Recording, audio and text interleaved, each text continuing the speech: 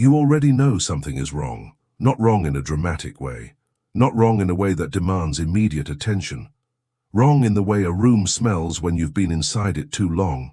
You stop noticing it, but the moment you step outside, you feel it. You've felt it. Most people never leave that feeling, not because they can't, but because leaving would require becoming someone their current life can't recognize. The relationship that drains more than it gives, but you stay. The pattern you promised to break, but you repeat. The version of your life that no longer fits, but you maintain. And you tell yourself it's complicated, that it's not the right time, that you're working on it. But here's what you haven't said out loud yet. You're not staying because you can't leave. You're staying because the pain you know feels safer than the freedom you don't. Let's make this real before we go anywhere else. Consider a mother. She raised her children with everything she had. Her identity, her purpose, her entire sense of meaning organized around being needed. And then the children grew.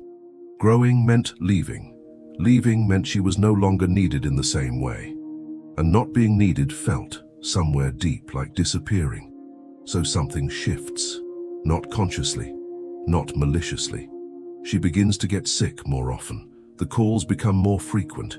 The guilt becomes more present in every conversation. And the child, who loves her, who learned early that their thriving came at the cost of her suffering, stops.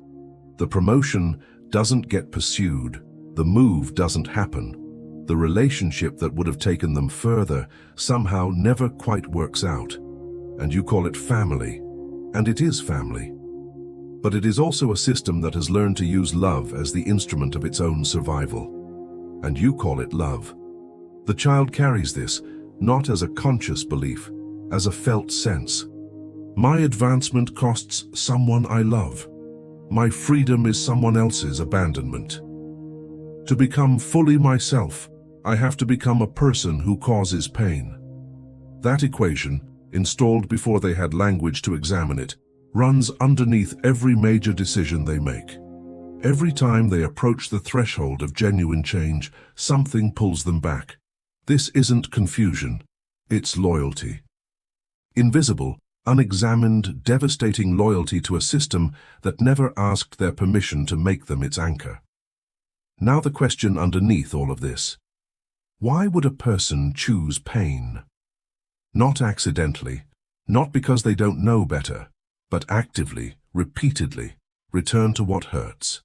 The answer isn't that they're broken. The choice was never between pain and no pain. It was always between pain that is known, mapped, predictable, and freedom that is unmapped, uncertain, and therefore terrifying. Your brain has one primary function, not happiness, not growth, prediction. Everything it has catalogued from your life has been filed under one criterion. Did I survive this? Not, was it good? Simply, did I survive? So when the familiar arrives, even when it hurts, the brain registers it as navigable. And when something genuinely different arrives, something stable, something without the familiar weight, it doesn't register as better. It registers as unknown. And unknown, to the part of you built for survival, feels like danger. That's not weakness. That's architecture. Think about the last time something genuinely good entered your life. A relationship with no chaos, an opportunity with no catch, a version of yourself that felt calm and clear. How long before you found a way to complicate it? You probably called it intuition or being realistic. But what it actually was your system returning to what it knows.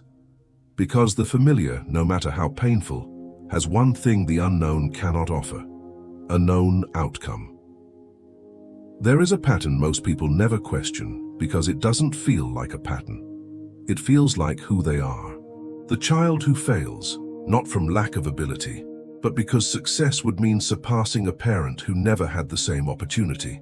And surpassing feels, somewhere wordless, like betrayal. The person who cannot leave a painful relationship because leaving was what destroyed their family of origin. And they promised themselves, without words, without ceremony, that they would never be the one who leaves. The adult who self-sabotages at the exact moment everything is about to change, because change means becoming someone the people around them don't recognize, and the system resists what it doesn't recognize, always. And here is what the system uses to bring you back. Not force, not argument, guilt. Not guilt as something you feel privately after a genuine mistake. Guilt as a transmission. A signal sent through the system the moment you move too far, grow too fast, or begin to become someone the system didn't account for. It arrives as a feeling, heavy, specific, surprisingly familiar, that you have done something wrong. But here is what that guilt actually is.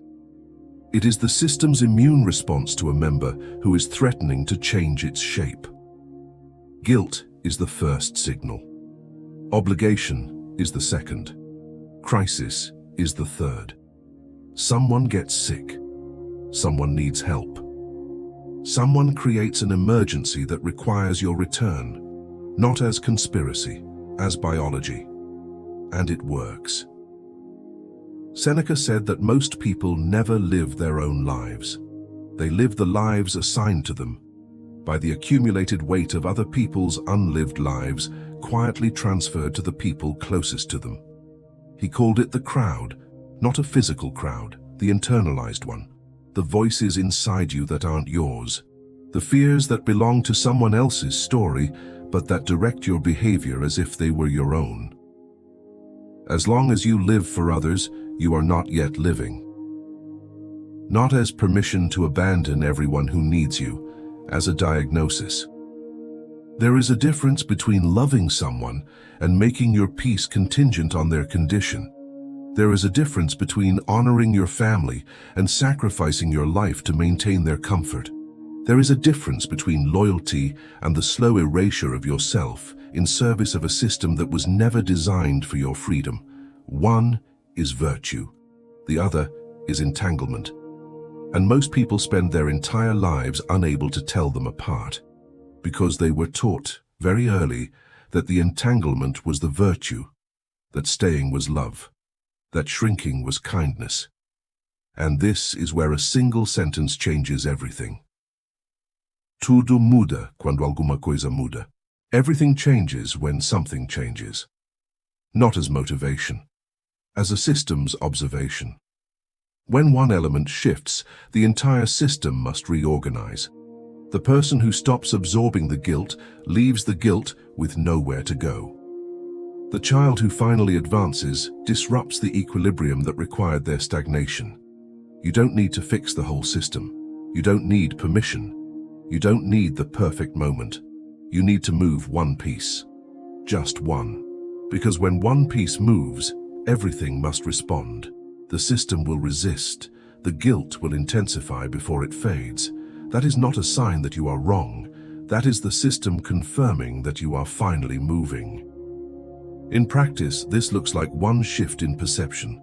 You stop calling the pattern a personal failure and start recognizing it as an inherited response. In the moments of familiar pain, you ask, is this mine, or did I learn this? You observe the guilt without immediately obeying it. Just hold it long enough to ask, am I feeling this because I did something genuinely wrong, or because I moved in a direction the system doesn't want me to go? Those two things feel almost identical, but they point in opposite directions. Genuine wrongdoing pulls you toward correction. Growth discomfort pulls you toward the unknown. Learning to tell them apart, in real time, under pressure, is the actual work. And then there is the moment. Not the decision in the abstract, the actual moment. You are standing at the exact threshold between the familiar and the unknown. The guilt is present, the fear is present, the voice that says, this is too much, too far, too fast, present. And simultaneously, quieter, easier to miss, something else. The part of you that knows, not dramatically, just clearly, that the familiar path leads exactly where it has always led. This moment arrives without announcement. It doesn't feel significant. It feels like any other moment. And that is precisely why most people miss it. They are waiting for the obvious turning point, the moment that announces itself. But it doesn't come like that. It comes quietly, in the middle of an ordinary day. And you already know where that leads. What does unknown freedom actually require? Not the absence of fear, not certainty. Tolerance for disorientation. When you leave a familiar system, when you move the piece that has always stayed still, there is a period where nothing has reorganized yet. The old structure is destabilized. The new one hasn't formed. You are in the middle, without familiar landmarks, without even the pain you learned to navigate. This feels like being lost. Most people in that feeling turn around. Think of someone who leaves a job they've had for a decade. The first weeks feel wrong.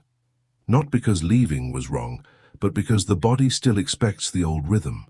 And in that gap, most people rush back into something familiar. Something with the same shape as what they left.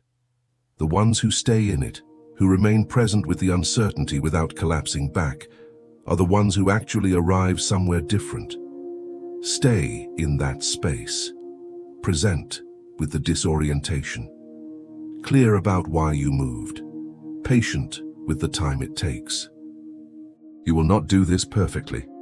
There will be returns, moments where the guilt wins, where the familiar pain feels more honest than the uncertain path forward.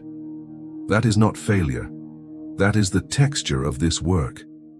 Each time you observe the pull and choose differently, even imperfectly, you are building something real. Not a new identity overnight. A genuine shift in the relationship between who you are and what the system requires you to be. One moved piece at a time. The pain you know has a name, a face, a history you can recite in your sleep. The freedom you don't know has none of that, and that asymmetry will always make the familiar feel safer. Even when it isn't, even when you know it isn't, the pull will still be there. But so will something else. The knowledge, now lived, not just conceptual, that the pull is not truth, that the guilt is not proof of wrongdoing, that the system's resistance is not a sign that you should stop. It's a sign that you finally started. Tudo muda quando alguma coisa muda. You don't need to change everything. You need to move one piece, the one you've been circling for longer than you want to admit. And the only question that remains, the one that doesn't leave when this ends, is not whether you understand why you keep choosing the familiar pain. You understand now. It's whether that understanding is finally enough to make a different choice. And there's something else worth sitting with.